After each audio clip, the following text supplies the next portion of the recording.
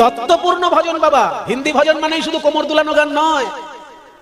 এখন আমরা কীর্তনের আসলে বেশিরভাগ হিন্দি ভজন শুনি মানেই কোমর দুলাতে হবে, তা নয় বাবা। অনেক তত্ত্বপূর্ণ গানও আছে, সেগুলো শোনা উচিত। এই তার মধ্যে এটা একটা অতি মূল্যবান, যে দেহটাই আমার চাদর, যে ভগবান আমাকে এই দেহ চাদরটি দিয়েছেন, আমি ঠিক ঠিক সেইভাবে ভগবানের সেবায় দিয়ে দিলাম, তবে আমার নরজন্ম ধন্য। মামা বলিয়া শিশু কাঁদিতে লাগিল,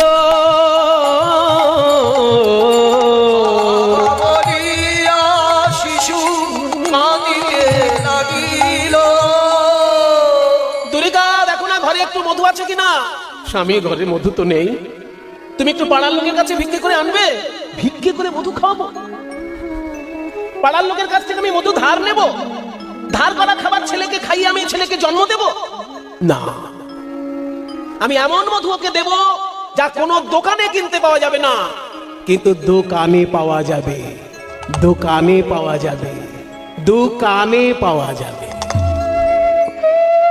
এমন মধু দেব দোকানে পাওয়া যাবে না, দোকানে পাওয়া যাবে।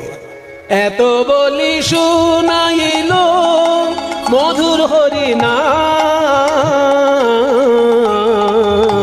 এত বলি শুনাইল মধুর হরিনাম,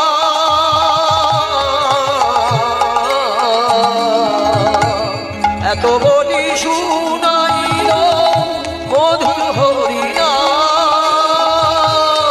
হরিনাম শুনি শিশু হাসে অবিরা, হরিনাম শুনি শিশু হাসে অবিরা। অমনি কাঁদা বদনে হাসি এলো, কাঁদা বদনে হাসি এলো, কাঁদা বদনে হাসি এলো। হরিনাম শ্রবণ করে কাঁদা বদনে হাসি এলো। কৃষ্ণ নাম শুনে ছোট্ট ছেলে হেসে উঠলো মনের আনন্দে। কিন্তু পাড়ার লোকে তো বাবা অত বোঝে না। পাড়ার লোকে উল্টো বুঝলো, হায় রে কপাল, এমন ভিখিরির ঘরে জন্ম নিয়েছে যে ছেলে জন্মের সময় মুখে মধুও পেল না গো, হরি নামের মধু দিয়ে দিল। তো দুঃখের ঘরে যেহেতু জন্ম নিয়েছে, ওই ছেলের নাম রাখো দুঃখী, দুঃখী, দুঃখী। দুঃখের ঘরে জন্ম নিয়েছে। ছোট্ট ছেলে যখন একটু একটু বড় হয়েছে, ছোট্ট ছেলে যখন 5-6 বছরের বড়, বা আর একটু বড় 8-10 বছরের বড়, তখন বাবা কোলের কাছে ডেকে বলছে, বাবা খোকা রে, এই অল্প বয়সে তোকে আসল কথাটা বলে যদি না দিই, ভবিষ্যতে বললে আর কাজে নাও লাগতে পারে। তাই শুনে রাখ, তোর আরো ভাই বোন আছে, কিন্তু তোর জন্মটা অন্যভাবে হয়েছে। আমি জগন্নাথ দর্শনে গিয়েছিলাম, আঁচল পেতে ভিক্ষা করে বলেছিলাম, জগন্নাথ আমি ধন চাই না, সম্পদ চাই না, আমার যেন একটি কৃষ্ণ ভক্ত সন্তান হয়। তারপরেই তোর জন্ম হয়েছে বাবা। তাই কান খাড়া করে শুনে রাখ, এই জন্মে তুই যদি কৃষ্ণ ভজন করতে পারিস, তবে আমাকে বাবা বলে ডাকবি। আর কৃষ্ণ ভজন যদি করতে না পারিস, ভবিষ্যতে এই মুখ আমাকে দেখাবি না।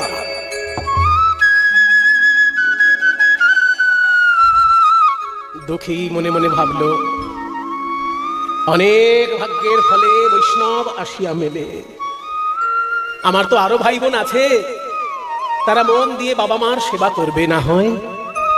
আমার জন্ম যদি কৃষ্ণ ভজনের জন্যই হয়ে থাকে, এক্ষুনি আমি সংকল্প নিলাম, কৃষ্ণ ভজনের জন্য আমি গৃহত্যাগ করব। কারণ সংসারেও থাকবো, কৃষ্ণ ভজনও করব, দুই নৌকায় পা দিয়ে চলা আমার দ্বারা সম্ভব নয়। অন্যান্য ভাই বোনরা সংসারে থাকুক, মা বাবার সেবা করুক, কৃষ্ণ ভজনের জন্য যদি আমার জন্ম হয়, আমি আপ্রাণ চেষ্টা করব কৃষ্ণ ভজন করার। তাই ঘুমন্ত পিতামাতার চরণে প্রণাম জানিয়ে অল্প বয়সে দুঃখী গৃহত্যাগ করল নবদ্বীপ যাওয়ার উদ্দেশ্যে। শুনেছে নবদ্বীপে নাকি চৈতন্য মহাপ্রভু এসেছিলেন, তিনি সাক্ষাৎ কৃষ্ণ, ওখানে গেলে নিশ্চয়ই ভক্ত দর্শন হবে। তাই মেদিনীপুর থেকে নবদ্বীপের উদ্দেশ্যে চলেছে দুঃখী গৃহত্যাগ করে। আমি চলে যাই, আমি চলে যাই, আমি চলে যাই। ও মা জননী জন্মভূমি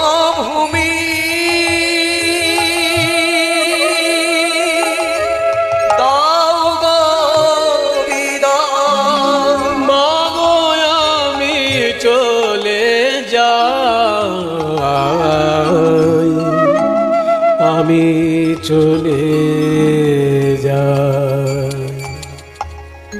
এক পা দুপা করে দুঃখী মেদিনীপুর জেলা পার হয়ে হাওড়া জেলায় প্রবেশ করলো, হাওড়া জেলা পার হয়ে হুগলি জেলায় প্রবেশ করলো, হুগলি জেলা পার হয়ে বর্ধমান জেলায় প্রবেশ করলো।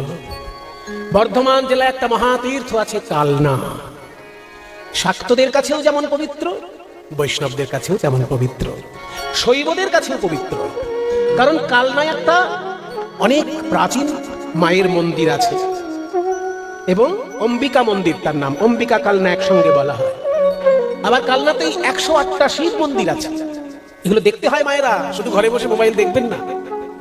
সারা বাংলায় অনেক কিছু দেখার আছে, একটু ঘর থেকে বেরোবেন মাঝে মাঝে, মোবাইল সঙ্গেই নেবেন না হয়, কিন্তু ঘুরে দেখবেন নিজের বাংলাটাকে। কালনায় 108 শিব মন্দির আছে, দুটো চক্করের মধ্যে। একটা চক্করের মধ্যে 34টা, আর বাইরের দিকের চক্করের মধ্যে 74টা। 34টা একটা গোল, আর বাইরের দিকের একটা গোল 74টা। 108 শিব মন্দির কালনায় আছে। আর বৈষ্ণবদের কাছে মহাতীর্থ আবার ওই কালনাতেই ভবা পাগলার সেবিত কালী ঠাকুর মন্দির আছে। আবার ওই কালনাতে বৈষ্ণবদের কাছে মহাতীর্থ, কারণ নিত্যানন্দের শ্বশুর বাড়ি কালনা। প্রভু নিত্যানন্দের শ্বশুর মশাই ছিলেন সূর্যদাস সরখেল। সেই সূর্যদাস সরখেলের বাড়ি হচ্ছে ওই কালনায়। সেই নবদ্বীপ যেতে গেলে আগে কালনার উপর দিয়ে যেতে হবে। যখন যাচ্ছে লোকের কাছে ভিক্ষে করছে, আর লোকে বলছে এই ছেলে তুই কোথায় যাচ্ছিস, ভিক্ষারা চল পেতেছিস, যাচ্ছিস কোথায়? নবদ্বীপ যাবো। চারানা টানা নিয়ে ভিক্ষে করে খাবে, নবদ্বীপ যাবো। কেন যাচ্ছিস নবদ্বীপে? আমি আঁচল পেতেছি বলে তোমরা ভিখারি ভাবছো, কিন্তু ওই চারানা টানার ভিখারি আমি নই। আমি ভিক্ষা করছি কেন জানো?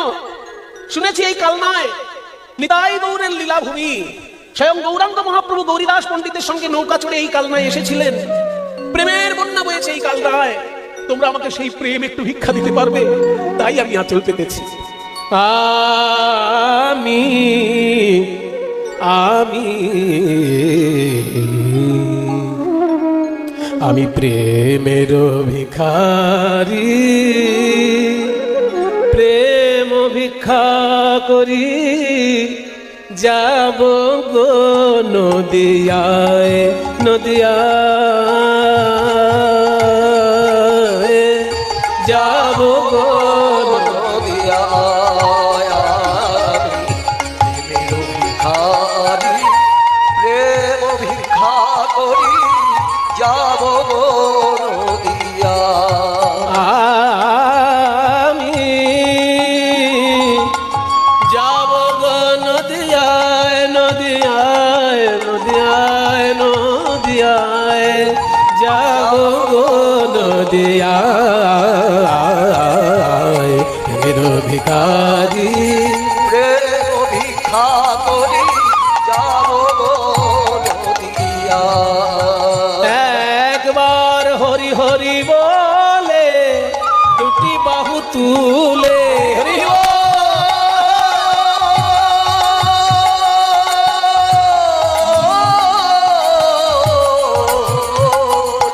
একবার হরি হরি বলে দুটি বাহু তুলে দাও দাও প্রেম ভিক্ষা দাও আমায়, আমায় প্রেমের ভিখারি, প্রেম ভিক্ষা করি যাব গো নদিয়ায়। যাব নদিয়ায়। আমি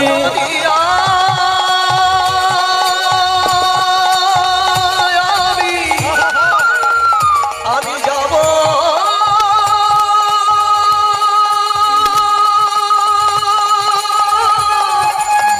আমি যাব নদিয়ায়। আমি যাব, আমি যাব, যাব গো নদিয়ায়।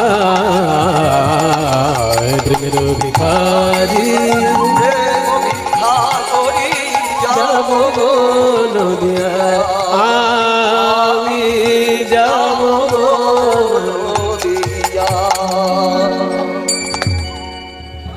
এই খোকা, এ তুই কত বড় কথা শোনালি রে?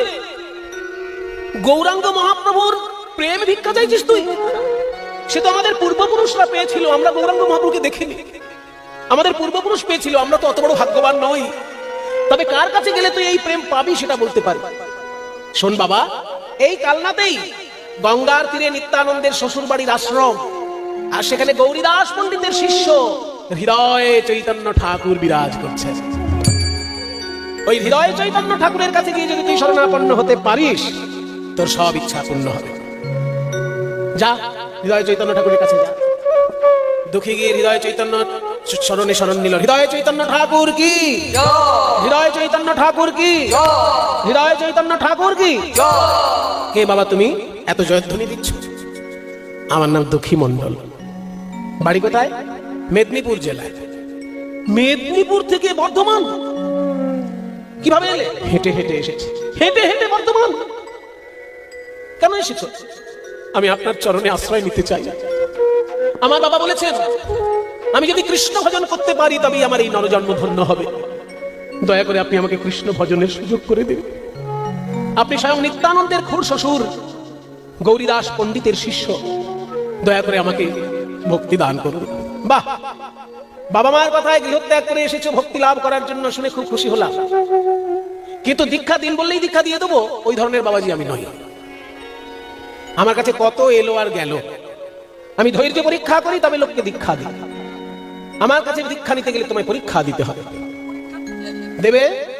তাহলে যা বলবো তাই শুনবে। কে আছিস? একটা মাটির কলসি নিয়ে আয়, এই দুঃখীর মাথায় তুলে দে।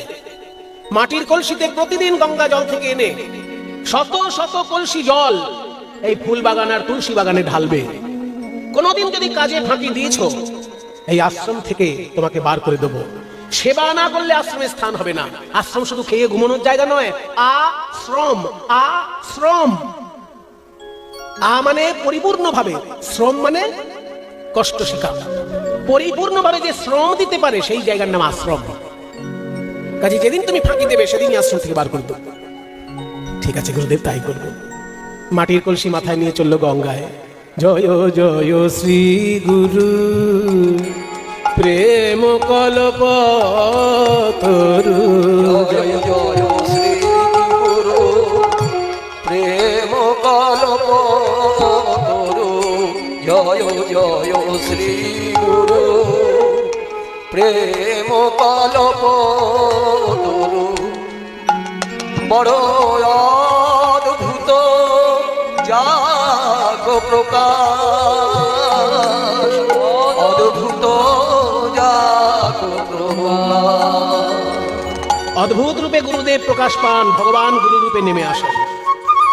আমার হিয়ায়োগে আনো তিমির বর জ্ঞান, হিয়ায়োগে আনো তিমির বর জ্ঞান, জ্ঞান সুচন্দ্র কিরণে করুণা, জ্ঞান সুচন্দ্র কিরণে করুণা, জ্ঞান সুচন্দ্র কিরণে করুণা। গুরুদেবের আদেশ পালন করছেন, গঙ্গা থেকে জল এনে সারা দিন ধরে ঢালছেন ফুলের বাগানে আর তুলসী বাগানে। কিন্তু মায়েরা, বয়সটা তো অল্প, সেই তুলনায় পরিশ্রম বেশি হয়ে যাচ্ছে। তাই মাথায় মাটির কলসির ঘষা লাগতে লাগতে লাগতে লাগতে মাথায় দগদগে ঘা হয়ে গেল। এমন ঘা হয়ে গেল যে গায়ে পোকা কিলবিল করছে, পোকা কিলবিল করছে গায়ে। অথচ দুঃখীর এতটাই নিষ্ঠা, জল আনা বন্ধ করছে না।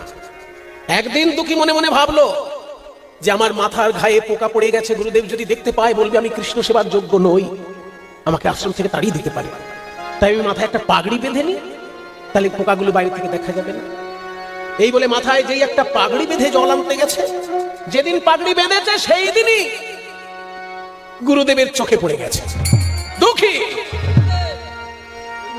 মাথায় তুমি পাগড়ি বেঁধেছো কেন? কার আদেশে তুমি মাথায় পাগড়ি বেঁধেছো? আমি কি তোমায় বলেছি মাথায় পাগড়ি বাঁধতে? আজকে আমার বিনা অনুমতিতে তুমি মাথায় পাগড়ি বেঁধে নিলে, কালকে যদি আমার বিনা অনুমতিতে বড় কোনো অপরাধ করে ফেলো, বদনামটা কার হবে? আমার হবে না তোমার হবে?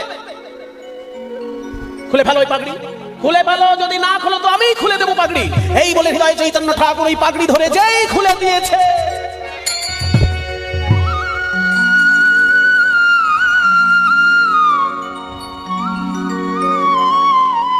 সারা মাথায় দগদগে ঘা, আর সেই ঘায়ের মধ্যে পোকা কিলবিল করছে। এই দেখে হৃদয় চৈতন্য চমকে উঠলেন। এ তোর কি হয়েছে রে দুঃখী? তোর সারা মাথায় এরকম বিশ্রী ঘা হয়ে গেল কি করে? পোকা পড়লো কি করে? গুরুদেব, আপনি আমাকে বলেছেন অক্লান্ত পরিশ্রম করে সেবা করতে, তাই মাটির কলসির ঘষা লেগে লেগে ওই ঘা হয়েছে। আমি তাই ঘাটা ঢাকা দেওয়ার জন্য পাগড়ি বেঁধেছিলাম। তা আমাকে বললি না কেন তুই? আমাকে বললে আমি তোকে বিশ্রাম নিতে বলতাম। বড় চিকিৎসক এনে ডাক্তার চিকিৎসক দেখিয়ে তোর চিকিৎসা করাতাম। লোকে কি বলবে? একটা বাচ্চা ছেলে এসেছে সেবা করতে আর তাকে মেরে ফেললো গুরুদেব। সঙ্গে সঙ্গে দুঃখী গুরুদেবের দুটি চরণে পড়ে বলে, হে গুরুদেব, আপনাকে যদি আমি এই ঘায়ের কথা বলতাম, আপনি না হয় বড় চিকিৎসক ডেকে ওষুধের ব্যবস্থা করতেন। আর চিকিৎসক বলতো সারা মাথায় ওষুধ দিয়ে শুয়ে থাকো। চিকিৎসকের কথা শুনে আমি যদি ওষুধ দিয়ে শুয়ে থাকতাম, আমার না হয় এই দেহে সুখ হতো গুরুদেব। কিন্তু সেই সময় আমি যে কৃষ্ণ কৃষ্ণ সেবায় বঞ্চিত হতাম। আমি যে কৃষ্ণ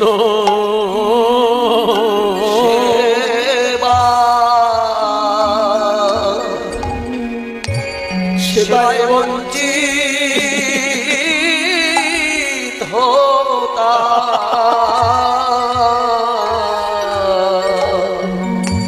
আপনি আমায় জ্বলানিতে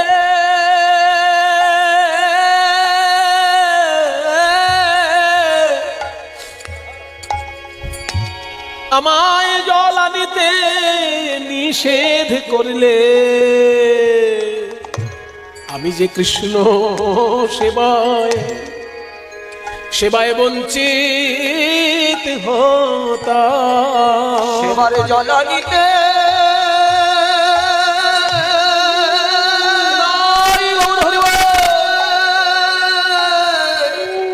আমায় নিষেধ করলে, আমি কৃষ্ণ সেবায় বঞ্চিত হতাম। আমার বাবা আপনার মতো অত বড় ভক্ত নয়, কিন্তু তবুও বাবার কাছে আমি যা শুনেছি তাও কম নয়। বাবা আমায় বলেছেন 84 লক্ষবার জন্ম আর 84 লক্ষবার মৃত্যু হয় এই পৃথিবীতে।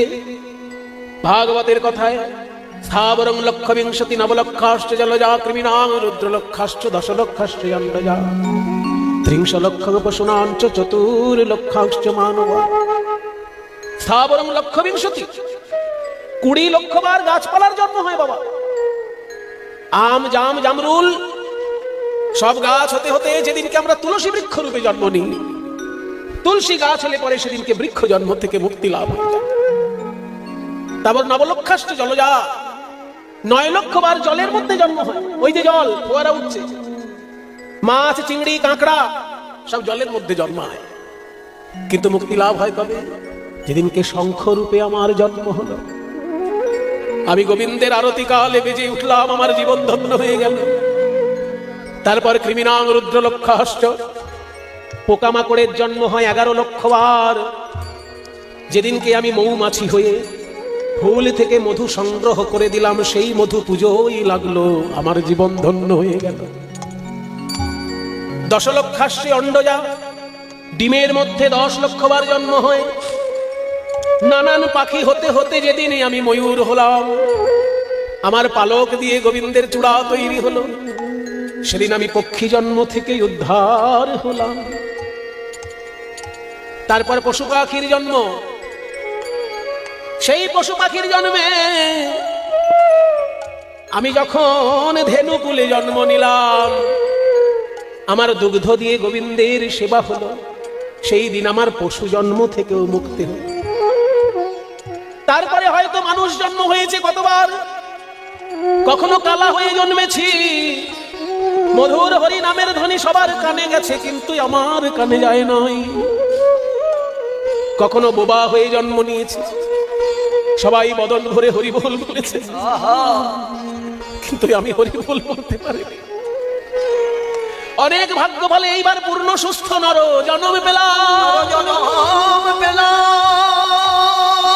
তাও কৃষ্ণ মণ্ডলের মতো পিতা পেলাম, যিনি জগন্নাথ দর্শনে গিয়ে আমায় ভিক্ষা করে এনেছেন। এই রকম পিতা মাতা পেয়ে, আপনার মতো গুরু পেয়ে, কৃষ্ণ সেবার নাম করে আমি যদি মাথায় মলম দিয়ে শুয়ে থাকি, আমার নরজনম বিফল। তবে যে আমার জনম বিফল হলো, যদি আমি কৃষ্ণ সেবায় বঞ্চিত হলাম, জনম বিফল হলো, যদি আমি কৃষ্ণ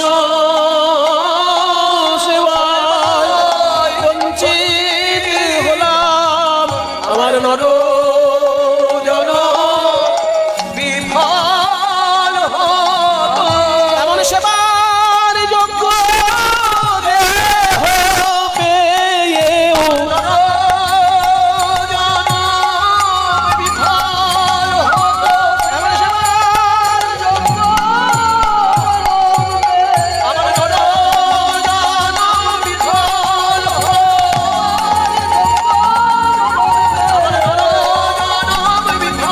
হলো, তবে যে আমি কৃষ্ণ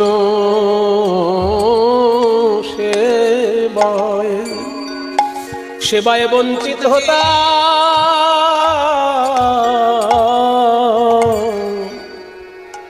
এত বড় কথা শুনে হৃদয় চৈতন্য ঠাকুর বুকে জড়িয়ে ধরলেন দুঃখীকে। এ তুই কত বড় কথা শোনালি রে দুঃখী! আমার কাছে কত ছেলে এসেছে দীক্ষা নেবার জন্য, দুদিন কৃষ্ণ সেবা করেই কষ্ট দেখে পালিয়ে গেছে, মায়ের কোলে বসে আনন্দ করছে। আর তুই বলছিস যে মাথার গায়ে আমি মলমও দিতে চাই না, কারণ ওই সময়টা আমার নষ্ট হবে, যদি শুয়ে থাকি কৃষ্ণ সেবা থেকে বঞ্চিত হব। তোর মতো কৃষ্ণ ভক্ত যদি কৃষ্ণ কৃপা না পায়, তাহলে কে পাবে? আজকেই আমি তোকে দীক্ষা দেব। তোর পরীক্ষায় তুই উত্তীর্ণ হয়েছিস, আজকেই আমি তোকে দীক্ষা দেব। দীক্ষা শুধু দেবো তা নয়, তোকে আমি এই আশ্রমে আটকেও রাখবো না। তোর মতো কৃষ্ণ সেবকের স্থান মধুর বৃন্দাবন। এইরকম প্রাণ ঢেলে দিয়ে সেবা তুই যদি বৃন্দাবনে করতে পারিস, রাধারানীর কৃপা পেয়ে যেতে পারিস। যা, আজ থেকে তোর বৈষ্ণব জগতে নতুন নাম কৃষ্ণ দাস। তোর বাবা মার দেওয়া নাম দুঃখী ছিল, এখন থেকে তোর নাম কৃষ্ণ দাস। যা, বৃন্দাবনে যা। বৃন্দাবনে যাচ্ছে দুঃখী। হে গোবিন্দ গোপীনাথ, আমায় কৃপা করি রাখো, রাখো নিজ পদে। হে গোবিন্দ গোপীনাথ, এই নিবেদন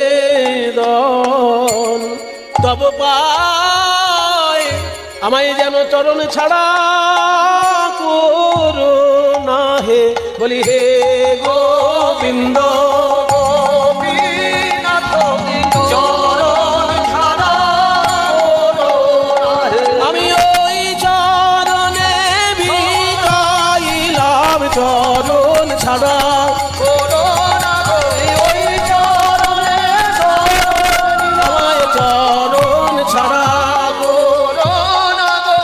হে গোবিন্দ গোপীনাথ।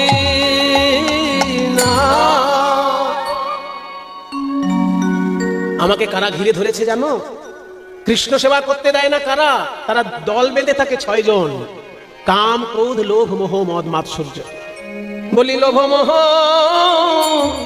6 জনে আমায় লইয়া ফিরে নানা স্থানে। ওই লোভ মোহ 6 জনে লইয়া ফিরে নানা স্থানে।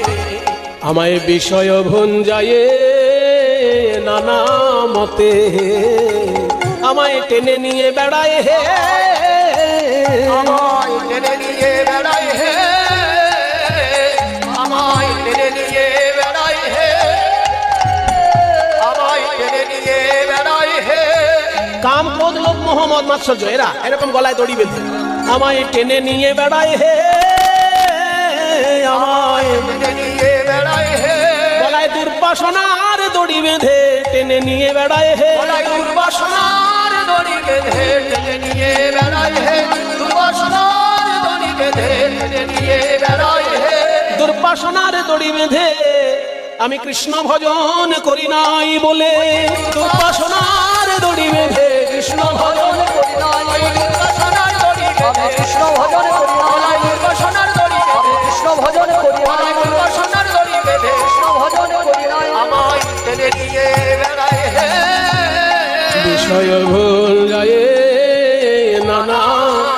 এখন তুমি যদি কৃপা করি এই অধমে কেশে ধরি, আমার চুল টেনে নিয়ে গিয়ে টানিয়া তুলহ ব্রজ ভূমে। ওগো তবে সে দেখিয়ে ভালো, নহিলে পরাণ গেল কহিতেছে দাস নরোত্তম হে। বৃন্দাবন ধাম কি, রাধা রানী কি, জীব গোস্বামী পাদ কি। কে বাবা তুমি?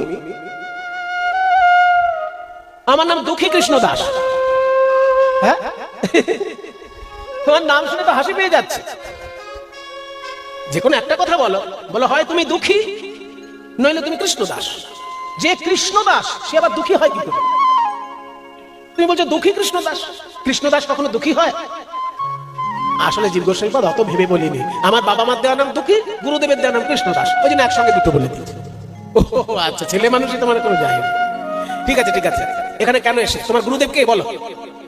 আমার গুরুদেব হচ্ছেন গৌরীদাস পণ্ডিতের শিষ্য হৃদয় চৈতন্য ঠাকুর মহাশয়। হৃদয় চৈতন্য ঠাকুর উনি তোমার গুরুদেব? ওরে বাপ, ওনার মহিমা তুমি জানো? না, জানি না। শুনে নাও তোমার গুরুদেবের মহিমা। তোমার গুরুদেবের আসল নাম ছিল হৃদয় আনন্দ। তার হৃদয় আনন্দ থেকে হৃদয় চৈতন্য হলো কেন জানো? অদ্ভুত ঘটনা আছে। তোমার গুরুদেবের যিনি গুরুদেব তিনি হলেন গৌরীদাস পণ্ডিত, তুমি তো জানোই। হ্যাঁ, তিনি একদিন বলেছিলেন আমি বিশেষ কাজে বাইরে যাচ্ছি, আশ্রমটা তুই দেখে রাখ। এবার হৃদয় আনন্দের উপর আশ্রমের দায়িত্ব দিয়ে গুরুদেব চলে গেছেন বাইরে। এমন সময় চলে এসেছে চৈতন্য মহাপ্রভুর জন্মদিন। আর চৈতন্য মহাপ্রভুর জন্মদিন মানেই তো একটা বৈষ্ণব আশ্রমে উৎসব হওয়া উচিত। তাই হৃদয় আনন্দ মনে মনে ভাবলো আমার গুরুদেব তো এখনো আশ্রমে আসেনি, কিন্তু মহাপ্রভুর জন্মদিনের সম্মান করতে হবে, তাই একটা উৎসব করা উচিত। তাই হৃদয় আনন্দ নিজের দায়িত্বে সকলকে নিমন্ত্রণ করে একটা উৎসব শুরু করে দিয়েছে। আর যেই উৎসব চালু হয়ে গেছে তার মধ্যে গৌরীদাস পণ্ডিত এসে হাজির। হে কে? আমার আশ্রমে আমার অনুপস্থিতি উৎসব হচ্ছে। কে করছে উৎসব? বলে কেন আপনার শিষ্যই তো আমাদের নিমন্ত্রণ করেছে। আমার শিষ্য হৃদয় আনন্দ। কি শুরু করেছে তুমি এইসব? আমি তোমাকে আশ্রম দেখতে বলে গেছি, উৎসব করতে বলেছি। আজকে আমার বিনা অনুমতিতে তুমি উৎসব শুরু করে দিলে। এর দুদিন পরে যদি আমার বিনা অনুমতিতে অন্য কোনো অকর্ম শুরু করে দাও, অসম্মানটা কার হবে? তোমার না এই আশ্রমের? এক্ষুনি বেরিয়ে যাও তুমি এই আশ্রম থেকে। হৃদয় আনন্দকে আশ্রম থেকে বার করে দিল। হৃদয় আনন্দ গঙ্গার তীরে গিয়ে মনে মনে ভাবছে আমি গৌরাঙ্গ মহাপ্রভুকে আজকে সেবা দিতে পারবো না। আমার গুরুদেব এটা তো বলেননি যে তুমি মহাপ্রভুর পুজো করো না, বলেছেন আশ্রমে করো না। তাহলে আমি গঙ্গার পাড়ে মহাপ্রভুর পুজো করি। এই বলে মহাপ্রভুর পুজো যেই গঙ্গার ধারে শুরু করেছে, ওদিকে গৌরীদাস পণ্ডিত নিজের মন্দিরের দরজা খুলে দেখে তার আরাধ্য নিতাই গৌর মন্দিরে নেই।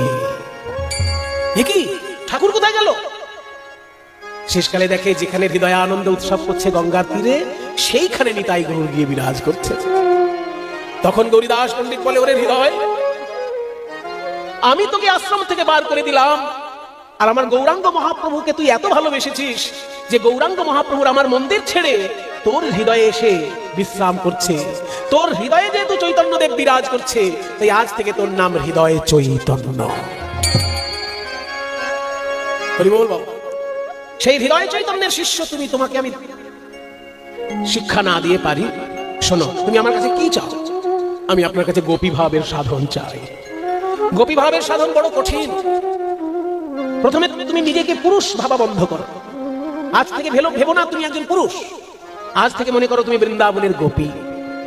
আমি তোমাকে একটা ঝাঁটা দিচ্ছি, এই ঝাঁটাটা নিয়ে গিয়ে তুমি কুঞ্জ মন্দির ঝাড়ু দেবে। এই সম্মার্জনী নিয়ে, ঝাঁটাকে ভালো ভাষায় সম্মার্জনী বলা হয়, সম্মার্জনী। এই সম্মার্জনী নিয়ে তুমি কুঞ্জ মন্দির ঝাড়ু দেবে, এটাই তোমার কৃষ্ণ সেবা। যা। সেই ঝাঁটাটিকে তখন কৃষ্ণদাস মাথায় তুলে নিলেন। আরেকটা কথা মনে রাখো, যেহেতু তুমি আজ থেকে নিজেকে পুরুষ ভাবা বন্ধ করবে, তাই আজকে থেকে তোমাকে একটা নতুন নাম দিচ্ছি, কনক মঞ্জরি। নিজেকে নারী চিন্তা করে, গোপী চিন্তা করে সেবা করবে, নাম তোমার কনক মঞ্জরি। যাও সেবা। এবার ওই ঝাঁটাটিকে প্রণাম করছে কৃষ্ণদাস, বলে ওরে আমার সাধের সম্মার্জনী, তোর ভাগ্যের বলিহারি যাই। দিবানিশি রাধা গোবিন্দের চরণ ধুলায় তুই স্নান করিস। ওরে সম্মার্জনী কৃপা করে আমি যেন রাধারানীর কৃপা লাভ করি। এই বলে ঝাঁটাটিকে প্রণাম করে ঝাড়ু দেওয়া শুরু করেছেন। মায়েরা, আমি যখন এই মনে করুন আমার এই ওড়নাটাই ঝাঁটা, আমি যখন ঝাড়ু দেবো নিচে, তখন আপনারা একটু উলুধ্বনি দেবেন। হ্যাঁ, যখনই ঝাড়ু দেবো উলুধ্বনি দেবেন। জয় রাধা শ্যাম জয়, জয় গিরিধারী, জয় রাধা শ্যাম জয়, জয় গিরিধারী, জয় রাধে, জয় রাধে প্রেমময়ী, জয় রাধে, জয় রাধা শ্যাম জয়, জয় গিরিধারী, গুরু আমার লোচন আনন্দ ধাম। আসলে শব্দটা খড়গপুর, খড়গ, কিন্তু হিন্দি ভাষীরা খড়গ বলে, সেখান থেকে বাঙালিরাও ধরেছে খড়গপুর বলে, তা তো না। হ্যাঁ, খড়গপুর। তো সেই খড়গপুর থেকে উড়িষ্যার দিকে গেলে কিছুটা এগোলেই একটা মিলিটারি ক্যাম্প আছে ছোট। সেই মিলিটারি ক্যাম্পের পেছন দিকটাতে পাশাপাশি কাছাকাছি দুটো গ্রাম আছে, পাশাপাশি নয় কিন্তু কাছাকাছি, ধারেন্দা এবং বাহাদুরপুর। সেইখানে একটি পরিবার, স্বামীর নাম কৃষ্ণমণ্ডল, স্ত্রীর নাম দুরিকা দেবী। খুব দরিদ্রের সংসার, কিন্তু মুখ থেকে কখনো কেউ হাসি কেড়ে নিতে পারেনি। একদিন স্ত্রী ডেকে বলে কৃষ্ণমণ্ডলকে, ওগো স্বামী, সংসারে এত অভাব অনটন, তবু তোমার মুখ থেকে হাসি তো কোনোদিন কেউ কেড়ে নিতে পারে না। কৃষ্ণমণ্ডল বলে, দুরিকা, আমার মুখের হাসি কেড়ে নেবার ক্ষমতা যমরাজেরও নেই। যমরাজ যেদিন আমায় নিতে আসবে, সেদিনও আমার মুখে হাসিই দেখবে।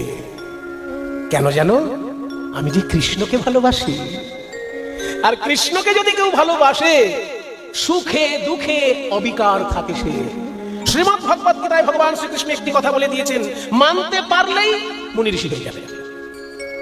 আপনারা পড়বেন, আমরা স্কুলে পড়তে গিয়ে শ্লোকটা খবর পেয়েছিলাম। মুনি কাকে বলে তার উত্তর ভগবত গীতার শ্লোকে আছে। বলছে, দুঃখেষু অনির্বিঘ্ন মনঃ, সুখেষু বিগত স্পৃহ, বিত রাগ ভয় ক্রোধ স্থিতধীর মুনির উচ্যতে। ভগবত গীতায় আছে, দুঃখেষু অনুদ্বিগ্ন মনা, মানে দুঃখে যার মন উদ্বিগ্ন হয় না। সুখেষু বিগত স্পৃহ, আবার সুখের জন্য একেবারে আনন্দে 8 খান 64 খান হয়ে যায় না। সুখ হয়েছে, ভালো কথা, সুখ হয়েছে, কৃষ্ণ ইচ্ছা হয়েছে তাই হয়েছে। সুখেও যে আনন্দে 8 খান হয়ে যায় না, আবার দুঃখেও যে ভেঙে পড়ে না। বিত মানে বিগত, রাগ ভয় ক্রোধ, এই তিনটে জিনিস। রাগ মানে এখানে রাগারাগি নয়, রাগ মানে এখানে আসক্তি। যার আসক্তি চলে গেছে, যার ভয় চলে গেছে, আর যার ক্রোধ চলে গেছে, এই তিনটে জিনিস যে দূর করতে পেরেছে, আর দুঃখে যে ভেঙে পড়ে না, সুখেও যে আনন্দে 8 খান হয় না, এমন কৃষ্ণ ভক্তকে, এমন মানুষকে মুনি বলা হবে। ভগবান শ্রীকৃষ্ণ গীতার কথায় বলে দিয়েছে। এই কৃষ্ণের বাণী যখন আমরা শুনে মানতে যদি না পারি, অন্তত কানে শোনা থাকলে চেষ্টা তো করতে পারবো। যখন আমাদের সুখ হবে আনন্দে আটখানা হবো না, আবার যখন দুঃখ হবে একেবারে ভেঙে মাটিতে মিশে যাবো না, তাহলেই কৃষ্ণের বাণী শোনা হয়ে যাবে। তাই সোনাদুরিকা, কৃষ্ণ ভক্ত যে হয়, যমরাজারও ক্ষমতা নেই তার মুখ থেকে হাসি কেড়ে নেবে, সাধারণ লোক তো দূরের কথা। আমি কৃষ্ণ নাম ভালোবাসি, তাই দুঃখেও হাসি। স্বামী, শুনেছি সেই কৃষ্ণ নাকি জগন্নাথ রূপে বিরাজ করছেন পুরীধামে। ঠিক শুনেছ, ওই জগন্নাথের কাছে যা চাওয়া যায় তাই পাওয়া যায়। যাও না স্বামী, তুমি একটু জগন্নাথের কাছে যাও। যাবো আমি দুরিকা, কিন্তু আমি জগন্নাথের কাছে টাকা পয়সা চাইতে পারবো না। আমার দুঃখ দূর কর প্রভু, এ কথা আমি জগন্নাথকে বলতে পারবো না। ঠিক আছে, তোমার যেটা মনে হয় তুমি তাই বলবে, কিন্তু একবার জগন্নাথকে প্রণাম করে এসো। আমি সংসার সামলাই, তুমি যখন জগন্নাথ প্রণাম করে আসবে, তোমাকে প্রণাম করলেই আমার পুণ্য লাভ হয়ে যাবে। তাহলে তুমি সংসার সামলাও দুরিকা, আমি যাই জগন্নাথ দর্শনে। সবাই একটু হাত জোড় করুন। জগন্নাথের একটু স্তব গাইবো মায়েরা। জগন্নাথের এই যে স্তবটি আমি গাইবো, স্বয়ং চৈতন্যদেব জগন্নাথের মুখের দিকে তাকিয়ে অনর্গল এই স্তব পাঠ করতেন। কেউ বলেন শঙ্করাচার্যের লেখা, আবার কেউ বলেন চৈতন্য দেবেরই সৃষ্টি। যাই হোক, যাই হোক, অপূর্ব জগন্নাথের স্তব। হাত জোড় করুন সবাই। জগন্নাথ স্বামী নয়ন বধগামী ভবতু মে। জগন্নাথ স্বামী নয়ন পথগামী ভবতু মে। জয় জগন্নাথ স্বামী নয়ন বধগামী ভবতু মে। জগন্নাথ স্বামী নয়ন পথগামী ভবতু মে।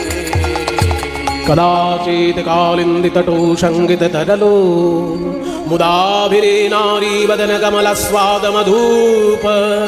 রমা শম্ভু ব্রহ্মামরপতি গণেশার্চিত পদো। জগন্নাথ স্বামী নয়ন পথগামী ভবতু মে। জগন্নাথ স্বামী নয়ন পথগামী ভবতু মে। মহাম্বুধে স্থিরে কনকরুচিরে নীলশিখরে বসন প্রাসাদান্তঃ সহজ বলভদ্রেণ বলিনা সুভদ্রা মধ্যস্থো সকল দেব সেবাবসরদো। জগন্নাথ স্বামী নয়ন পথগামী ভবতু মে। জগন্নাথ স্বামী নয়ন পথগামী।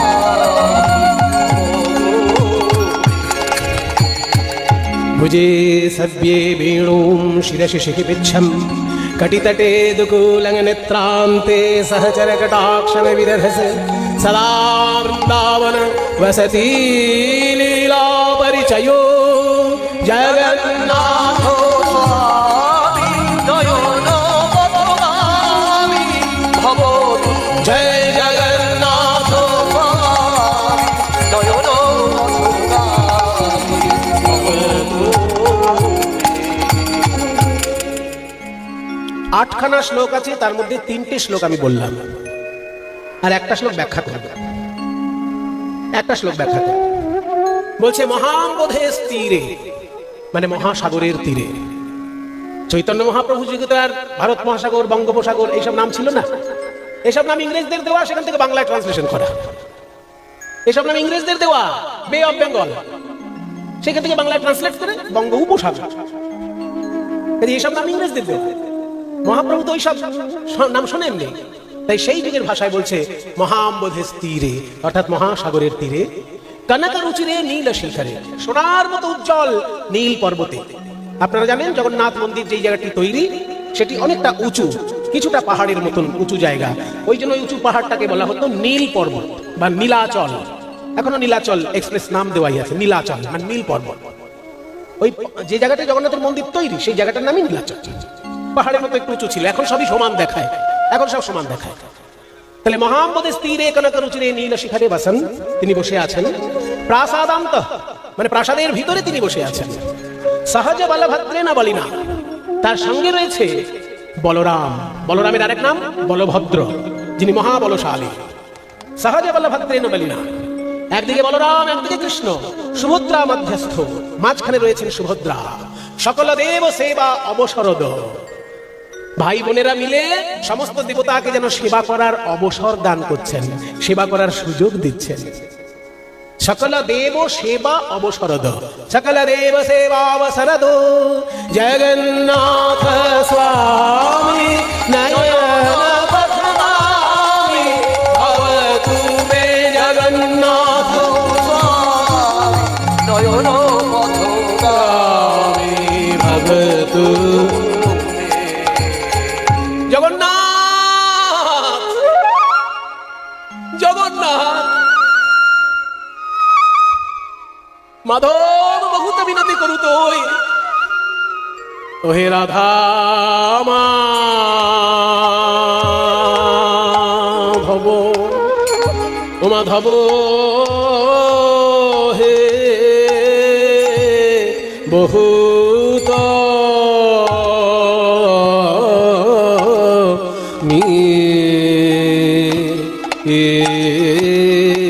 মিনতি, মধ্যম দাস কৃষ্ণ, বহুত মিনতি করু তো হে, ও হে রাধা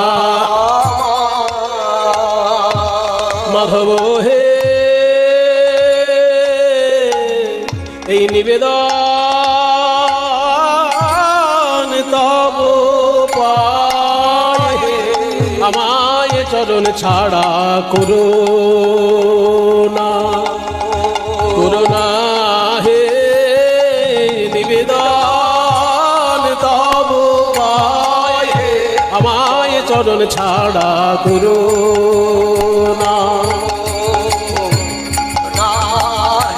নিবেদন তব পায়ে, ও হে রাধা। দে তুলসী তিল দেহ সমর্পলু, দয়া জানি ছোড় বিময়, গণইতে দোষ গুণলেশ না পাওবি, গণইতে দোষ গুণলেশ না পাওবি, जब तू करबी विचार, করবি বিচার। এই পদটিতে জগন্নাথকে বলা হচ্ছে, জগন্নাথ তুমি যদি ভাবো এর পুণ্য আছে তাই কৃপা করব, এ পাপ করেছে তাহলে কৃপা করব না, এটা যদি ভাবো তাহলে কোনোদিনই আমি কৃপা পাবো না, কারণ আমার জীবনটা যে পাপে পাপে পরিপূর্ণ। তু জগন্নাথ জগতে কহায়সী,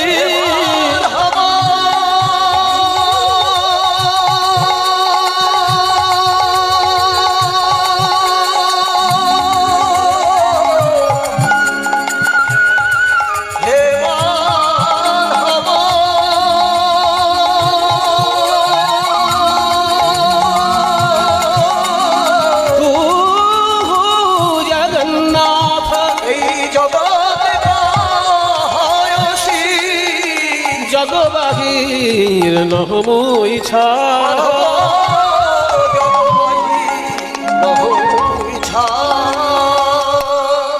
তুমি যদি বলো আমি শুধু ভক্ত মানুষের নাথ আর অভক্তদের আমি নাথ নই, তাহলে তোমার নাম জগন্নাথ হলো কেন? কি সুন্দর যুক্তি।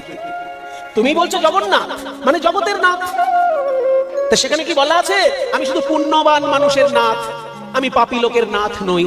তাহলে পুণ্যবান নাথ নাম হতো তোমার। তোমার নাম যেহেতু জগন্নাথ, জগতে যে আছে তারই নাথ তুমি। আমি তো জগতেরই জীব, পুণ্যবান হই বা পাপী হই আমাকে তুমি কৃপা করবে সেই আশায় আমি ছুটে এসেছি। কি এ মানুষ পশু পাখি কি এ জনমী অথবা কীট পতঙ্গে, আমার গরম বিপাকে গতাগতি পুন পুন মতি রহুতুয়া পরসঙ্গে, ভনাই বিদ্যাপতি অতিশয় গাতর, ভনাই বিদ্যাপতি অতিশয় তরয়িত ইহ ভব সিন্ধু, তরয়িত ইহ ভব সিন্ধু, আহা তুয়া পল্লব করু অবলম্বন পদ পল্লব করু অবলম্বন তিলয়াধ দেহ দীন বন্ধু দীন বন্ধু দীন বন্ধু তিলয়াধ দেহ দীন বন্ধু দীনবন্ধু দীনবন্ধু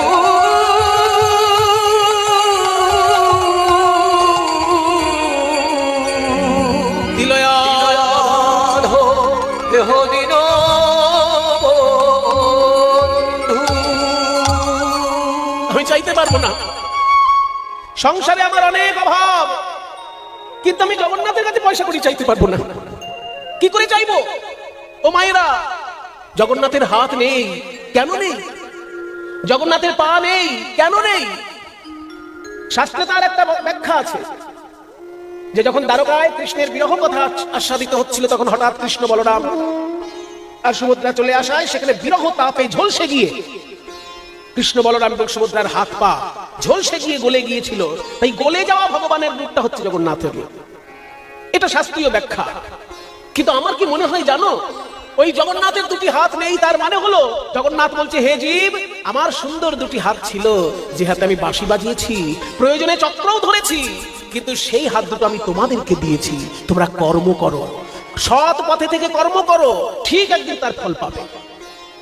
আমার সুন্দর দুটি পা ছিল, যে পায়ে নূপুর বেঁধে আমি নাচতাম, সেই পাও আমি তোমাদেরকে দিয়ে দিয়েছি। কর্ম করার উদ্দেশ্যে যেখানে ছুটে যেতে হয় সেখানে ছুটে যাও, ফল একদিন পাবে। তাহলে আমাকে সর্বস্ব দান করে যিনি বসে আছেন মন্দিরে, তার কাছে আমি নতুন করে কি চাই? তাই হে জগন্নাথ, আমি তোমার কাছে অর্থ চাই না, সম্পদ চাই না, কিন্তু এত দূর থেকে যখন ছুটে এসেছি, খালি হাতেও ফিরে যেতে চাই না। এই ভিক্ষার আঁচল আমি তোমার কাছে পেতে দিলাম। হে জগন্নাথ, তুমি আমায় যদি কিছু দেবে ভাবো, যেন আমায় একটি কৃষ্ণ ভক্ত সন্তান দিও। হৃদয় গৌর হরি বল। সন্তান দিও, যেন একটি কৃষ্ণ ভক্ত সন্তান দিও। আমার কৃষ্ণ ভক্ত সন্তান দিও, যেন প্রাণ ভরে সেবা করতে পারে কৃষ্ণ ভক্ত সন্তান দিও। প্রাণ ভরে ভজন করতে পারে। বলি আমার ভাগ্যে হলো না গো কৃষ্ণ ভজন। আমার ভাগ্যে ভরে ভজন করতে পারে। কৃষ্ণ ভক্ত সন্তান দিও। মায়েরা, পয়সা করি থাকলে, পরিশ্রম করার ইচ্ছা থাকলে, ক্ষমতা থাকলে আর সুযোগ থাকলে পয়সা করি হয়ে যাবে, কিন্তু কৃষ্ণ ভক্ত সন্তান কৃষ্ণের কৃপা ছাড়া হয় না। তাই জগন্নাথের কাছে গিয়ে যখন কৃষ্ণ ভক্ত সন্তান চাইলো, বাড়িতে এসে দুরিকাকে বলছে, দুরিকা, জগন্নাথের মুখের দিকে তাকিয়ে আমি কেমন যেন হয়ে গেলাম। আমি পয়সা করি চাইতে পারিনি, চেয়েছি আমার জন্য একটি কৃষ্ণ ভক্ত সন্তান হয়। দুরিকা বলছে, স্বামী, তুমি ঠিক চেয়েছো। আমরা দরিদ্র মানুষ, কিন্তু কৃষ্ণের ইচ্ছা কখনো তো না খেয়ে থাকি না, কোনো না কোনো ভাবে খাওয়া দাওয়া চলে তো যাচ্ছে, কিন্তু কৃষ্ণ কৃপা ছাড়া ভক্ত সন্তান হয় না। স্বামী, তুমি ঠিক চেয়েছো। দেখতে দেখতে সেই ঘর আলো করে জন্মগ্রহণ করে জন্ম নিলেন সেই ভক্ত চূড়ামণি, যার জন্য বৈষ্ণব ইতিহাসে মেদিনীপুর জেলার নাম স্বর্ণাক্ষরে লেখা রয়েছে। ধারেন্দাতে জন্মিল দুঃখী মণ্ডল, ধারেন্দাতে জন্মিল দুঃখী মণ্ডল। মাতার নাম দুরিকা, পিতা কৃষ্ণ মণ্ডল। পুত্র হেরি পিতা মাতার আনন্দ না ধরে, আরে পাড়া প্রতিবেশী সবে জয়ধ্বনি করে, পাড়া প্রতিবেশী সবে জয়ধ্বনি করে, পাড়া প্রতিবেশী সবে জয়ধ্বনি করে। পাড়া প্রতিবেশী সবে জয়ধ্বনি করে। ও ও মায়েরা, কারোর বাড়িতে যদি একটা ছেলে হয় আনন্দ হবে না? পাড়ার লোকে উলুধ্বনি দেবে না? একটু জোর করে উলুধ্বনি দিন না দেখি। এই তো আরো জোরে। গৌর হরি বল।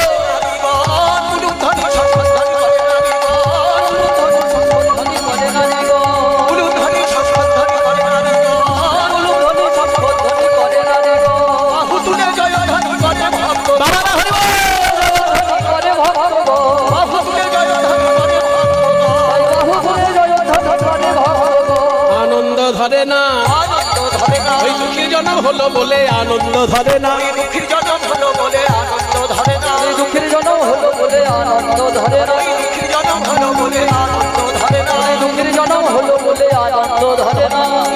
আমার মনে আনন্দ ধরে না, পিতা মাতার মনে আনন্দ ধরে না, পাড়া প্রতিবেশী মনে আনন্দ ধরে না, পাড়া প্রতিবেশী মনে আনন্দ ধরে না। বাহ, আবার চুমুক। ও কৃষ্ণদা, আরে আপনার নাম কেষ্ট মণ্ডল। শুনুন, আপনাকে দেখলেই আমার হিংসে হয়, সারা গা জ্বলতে থাকে আপনাকে দেখলে। আরে মশাই, লোকে একটা ছেলে হয় না, দুটো ছেলে হয় না, আপনার এতগুলো ছেলে আছে, আবার একটা ছেলে হয়েছে। ভগবানের আশীর্বাদে যখন হয়েছে তখন কি করব বলুন? মুখে করুন, মুখে করেছি, চুপ খাচ্ছি। চুমু খা। শুনুন, আপনার কপাল আর সাধারণ লোকের কপালে পার্থক্য আছে। কিরকম? আপনার কপালটা হচ্ছে পাতা চাপা কপাল, আর ওদের কপালটা হচ্ছে পাথর চাপা কপাল। বুঝলাম না, ঠিক বুঝলেন না? শুনুন মায়েরা, শোনো, কারোর কারোর থাকে পাতা চাপা কপাল, মানে একটুখানি হাওয়া দিলেই পাতাটা সরে যাবে, কপালটি খুলে যাবে। আর যদি পাথর চাপা কপাল থাকে বাবা, ও 100 কিলোমিটার বেগে ঝড় আসলেও পাথরও সরছে না আর কপালও খুলছে না। কি বুঝলেন? আপনার কপাল হচ্ছে পাতা চাপা, আর এর কপাল এর হচ্ছে পাথর চাপা কপাল। পেয়েছি না ঠিক? তাহলে আনন্দ করুন। পাড়ার লোকে অত বুঝলো না, ছোট্ট ছেলের কান্না থামছে না মায়েরা। কান্না যদি না থামে আমরা কি করি? একটু মধু এনে মুখে দিই, কিন্তু মধু পাবে কোথায়? বাড়িতে তো মধু নেই, এত গরিব। তাই পাড়ার লোকের কাছ থেকে মধু আনতে গেল। তাই কবির বলছেন, কবিরা जब हम पैदा हुए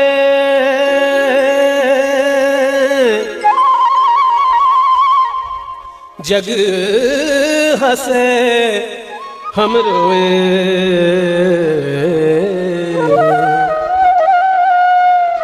আমরা যখন জন্ম নিয়েছি আমরা কেঁদে উঠেছি, কিন্তু আমাদের কান্না দেখে পাড়ার লোক হেসেছে। তাই ऐसी करनी कर चलो, এমন কিছু কাজ করে দেখাও, हम हंसे जग रोए।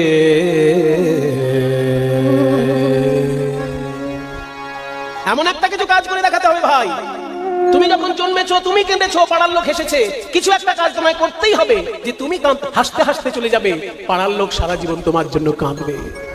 এই মেদিনীপুরের এক দামাল ছেলে হাসতে হাসতে বিদায় নিয়েছিল, তার নাম ক্ষুদিরাম। হাসি হাসি পূর্ব ফাঁসি, দেখবে জগৎবাসী, একবার বিদায় দেবার ফিরে আসি।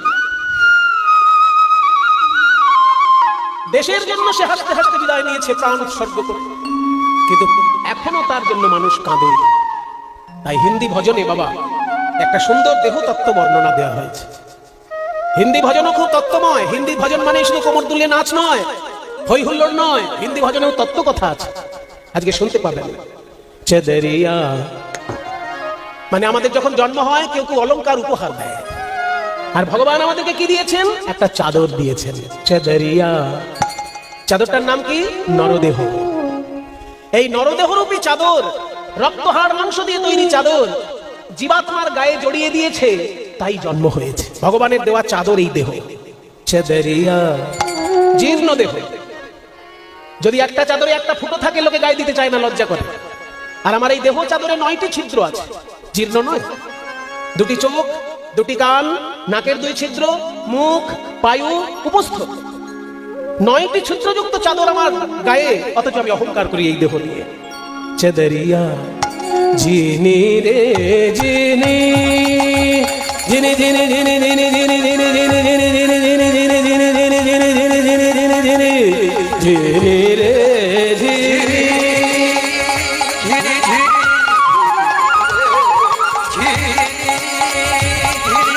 ये राम नाम ये राम नाम रस दीनी चदरिया जीनी रे जीनी जीनी जीनी जीनी राम नाम रस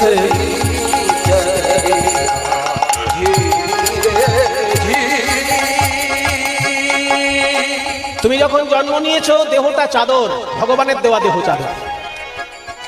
এই দেহ চাদর তৈরি হলো কি করে বাবা? খুব তত্ত্বপূর্ণ গান। বলছে চাদরের সুতো যখন আগে চরকায় গোটানো হয়, দেখবেন চরকা আগেকার দিনে ছিল, এখন অবশ্য সব মেশিন হয়ে গেছে। যে চরকা নিয়ে গান্ধীজি আন্দোলন করেছিলেন, চরকায় সুতো জড়ানো, তেমনি আমার পিতার দেহে 8টি পদ্ম ফুলের চরকা আছে। এই যে ষটচক্র অবস্থা, এক মতে 6টি চক্র আর একটি মতে 8 চক্র এই দেহের মধ্যে থাকে। এক একটি পদ্ম ফুল, এক একটি চক্র। अष्टकमल का चरखा बनाया 5 तत्व की पूनी चदरिया। अष्टकमल का चरखा बनाया 5 तत्व की पूनी। অষ্টপদ্ম ফুলের চরকা হলো পিতার শরীর, আর দেহটা তৈরি হলো কি দিয়ে? সুতো দিয়ে। সুতোটা কি কি দিয়ে তৈরি? 5 রকম রঙের সুতো। 5টি কি কি না? ক্ষিতি, অপ, তেজ, মরুত, বম। 5 তত্ত্ব কি পুনি। এই দেহ চাদর তৈরি হতে সময় কত লাগে? মায়ের গর্ভে সময় লাগে চাদরটা তৈরি হতে 9-10 মাস বুনন কো লাগে। 9-10 মাস বুনন কো লাগে।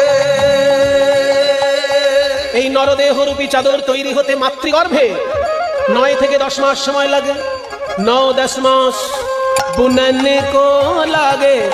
কিন্তু যারা মূর্খ তারা এই দেহ চাদরটাকে ময়লা করে ফেলে।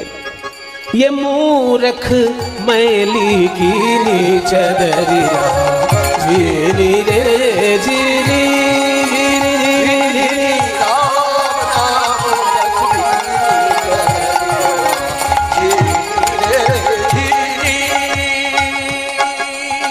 চাদর যখন তৈরি হলো তখন কাকে দিলাম?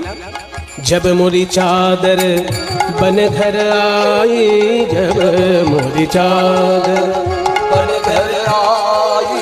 ये रंग रेज को दीनी चदरिया जब मेरी चादर बन घर आई। रंगरेज को दीनी। চাদর তৈরি হওয়ার পর যখন ঘরে এলো রং করার জন্য ধোপার বাড়ি পাঠালাম। এত সুন্দর রং করে দিয়েছে, সে রং আর কিছুতেই ফ্যাকাশে হচ্ছে না। মানে আমার গুরুরূপী ধোপা, তার কাছে আমার দেহ চাদর সমর্পণ করলাম। এত সুন্দর ভক্তির রঙে রাঙিয়ে দিল আমার এই দেহ, এই ভক্তির রং আর যাচ্ছে না। ऐसा रंग रंगा रंग रेने, ऐसा रंग रंग रंग रे कि लालो लाल कर दीनी चदरिया जीनी रे जीनी धीरे धीरे राम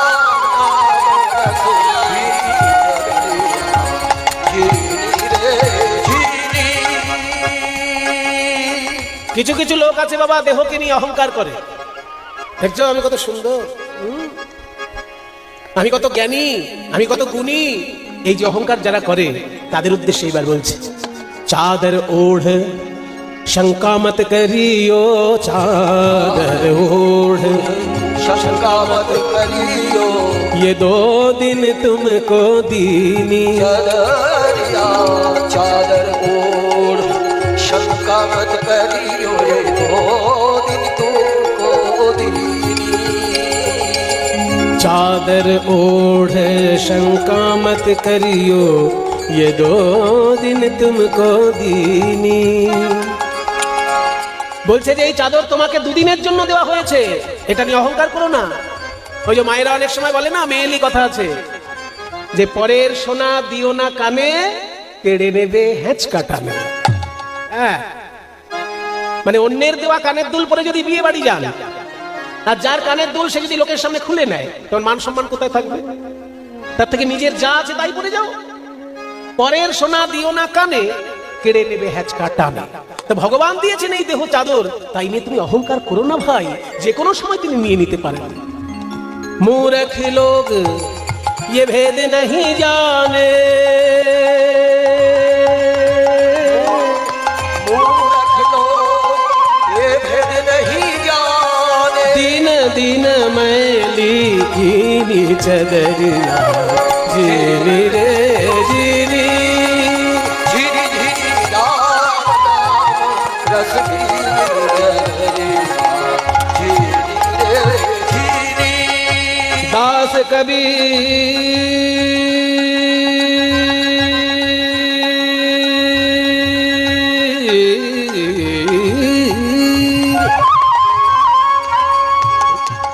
ধ্রুব প্রহ্লাদ সুদামা ওহি।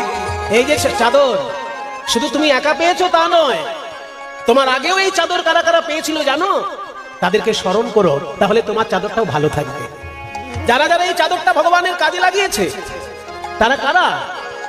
ধ্রুব প্রহ্লাদ সুদামা ने ओढ़ी चदरिया रे, ध्रुव प्रहलाद सुदामा ने ओढ़ी चदरिया रे, ध्रुव प्रहलाद सुदामा ने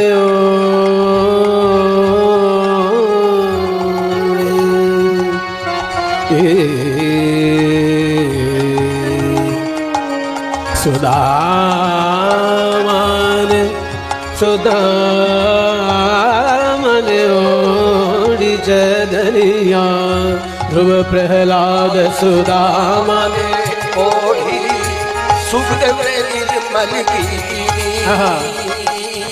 এই চাদর ধ্রুব পড়েছে, প্রহ্লাদ পড়েছে, সুদামা পড়েছে, আর সুখদেব গোস্বামী ভাগবতের পাতায় এই চাদরটা কিভাবে পরিষ্কার রাখতে হবে তার পুঙ্খানুপুঙ্খ বর্ণনা দিয়ে গেছে।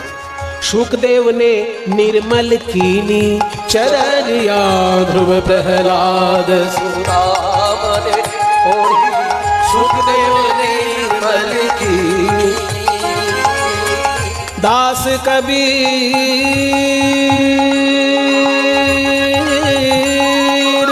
दास कबीर ने ऐसी ओढ़ी। दास कबीर ने, কবির দাস জি এত সুন্দর ভজনটি লিখে বলছেন যে আমি যেমনটি পেলাম ভগবানের কাছে ঠিক তেমনটি তার কাছে দিয়ে যাব।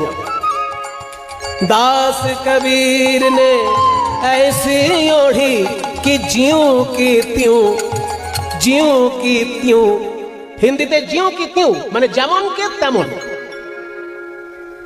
মনে করুন আমি আপনাকে একটা বই দিলাম, আমার বই কেনা আছে আর আপনি বই কিনতে পাচ্ছেন না, তো ভাবলাম আমার তো এই বইটা এই বছর লাগবে না, আপনাকে দিয়ে দিলাম পড়তে। এবার আপনি যখন ফেরত দিলেন বইয়ের 5খানা পাতা ছিঁড়ে নিয়ে আমাকে ফেরত দিলেন, ভবিষ্যতে আর আপনাকে বই দেবো আমি যেমন বইটি দিয়েছিলাম তেমন যদি আমায় ফেরত দেন তাহলে ভবিষ্যতে চাইলে আবার বই পাবেন। ঠিক তেমনি ভগবান আমাদের যেমন চাদরটা দিয়েছে তার সেবায় তেমন দিয়ে দিলাম। কবির দাসজি বলছে যে ভগবান যেমন দিয়েছে তেমনই দিলাম, যাতে আবার এই চাদর নিয়ে আমি সাধনা করতে পারি।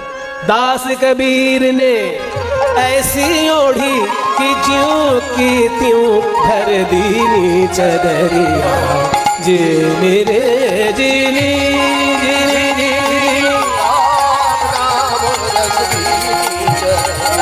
ये राम नाम हे राम नाम हे राम नाम हे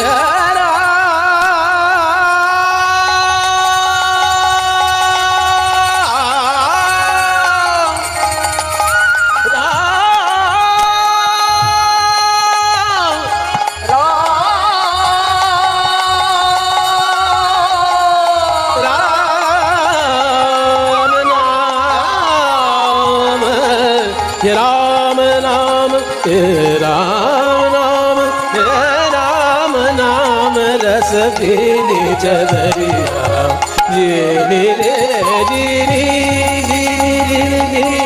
राम नाम रस पीनी चदरिया, जीनी रे जीनी रे जीनी रे जी।